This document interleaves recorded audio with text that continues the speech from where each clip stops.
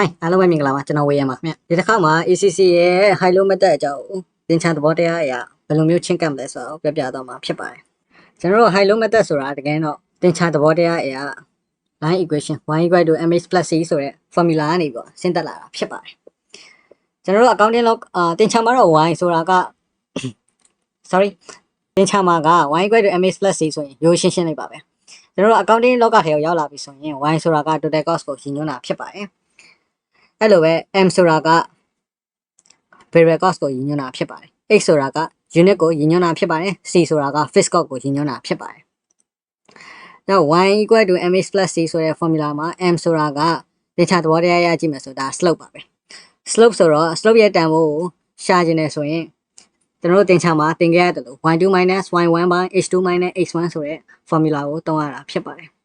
အဲ့တော့ကျွန်တော်တနည်းအားဖြင့် y2 - y1 ဆိုတာက y ရဲ့ခြားနာခြင်းပါပဲအဲ့လိုပဲ h2 - h1 ဆိုတာက x ရဲ့ခြားနာခြင်းပါပဲကျွန်တော်က y ရဲ့ခြားနာခြင်းကိုအရင်ရှာမယ်ပြီးရင် x ရဲ့ခြားနာခြင်းကိုရှာမယ်ပြီးရင် variable cost ကိုရှာမယ်ပြီးရင် fixed cost ရမယ်ဒါသင်္ချာသဘောတရားအရရှင်းရှင်းလေးပါပဲ accounting log မှာလည်းဒီလိုပါပဲသုံးရတာပါပဲအဲ့တော့ y ရဲ့ခြားနာခြင်းကိုရှာမယ်ဆိုရင်ကျွန်တော်တို့က y ရဲ့အမြင့်ဆုံးမှတ်ဖြစ်တဲ့9800ကိုတီးပါမယ်ကျွန်တော်က self ကိုပဲသုံးလိုက်မှာဖြစ်ပါတယ်အဲ့တော့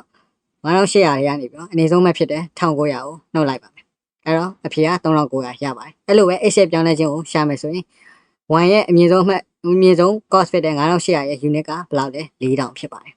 ဒီမှာကျွန်တော်တို့ကရေးတဲ့ရတဲ့ formula သုံးလဲရပါတယ်ကျွန်တော်ကတော့ရေးလိုက်ပါမယ်4000တွေကနေပြီးတော့ကျွန်တော်တို့က800ကိုနှုတ်လိုက်ရင်ကျွန်တော်က3200ဆိုတဲ့ unit ကိုရပါတယ်ဒါက x ရဲ့ပြောင်းလဲခြင်းပါ y ရဲ့ပြောင်းလဲခြင်းကိုလည်းရပြီ x ရဲ့ပြောင်းလဲခြင်းကိုလည်းရပြီဒါဆိုရင်ကျွန်တော် variable cost ကိုရှာပါမယ် variable cost က y ရဲ့ပြောင်းလဲခြင်းကိုတီးပြီးတော့ x ရဲ့ပြောင်းလဲခြင်းနဲ့စားလိုက်တာပါပဲအဲ့ဒါဆိုရင်ကျွန်တော် variable cost တန်ဖိုးက 1.22 ဆိုတဲ့တန်ဖိုးကိုရရှိလာမှာဖြစ်ပါတယ်အဲ့လိုပဲ fixed cost တန်ဖိုးကိုလိုချင်တယ်ဆိုရင်ကျွန်တော်ကိုယ်ကတော့ပြောသလို fixed cost ဆိုတာက c ကိုရည်ညွှန်းတာဖြစ်ပါတယ်ဒါဆိုရင် c = ငါတို့ c ကိုလိုချင်တယ်ဆိုရင် y - mx ဆိုတဲ့ formula ကိုတွက်လို့ရပါလိမ့်မယ်အဲ့တော့ c ကိုလိုချင်တဲ့အတွက်ကြောင့် y ဆိုတဲ့တန်ဖိုးကဘယ်လောက်လဲ y ဆိုတဲ့တန်ဖိုးမှာကျွန်တော်တို့ကအမြင့်ဆုံးမှတ်ကိုယူချင်လဲရတယ်အနည်းဆုံးမှတ်ကိုယူချင်လဲရပါတယ်ကျွန်တော်ကြိုက်တာသုံးလို့ရပါတယ်အဲ့တော့ကျွန်တော်တို့က